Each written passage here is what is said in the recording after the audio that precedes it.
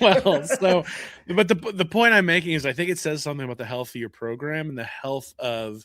So if I were to look at the amount of guys who are coming in from other programs to Florida, you they've essentially plucked the guys who are either gettable or the guys that they think are worthwhile. And I think we hope that they're bringing in the guys who are worthwhile, not just the guys who are gettable.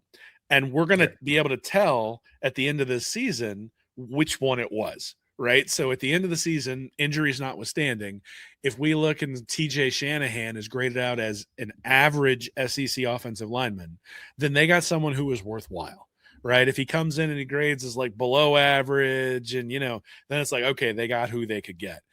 I tend to lean more towards they're getting the guys that they think are worthwhile getting for a couple of reasons. One is that if you do look at that Penn State example, and it's an extreme example, but that Penn State example, they signed almost no one in the recruiting class, that 2026 recruiting class for early signing day in December.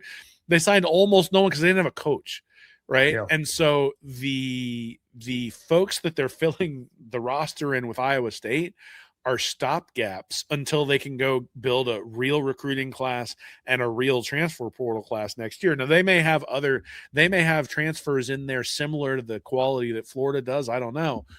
But the problem is that they've had to fill out the rest of their roster just because there was nothing done in that 2026 recruiting class.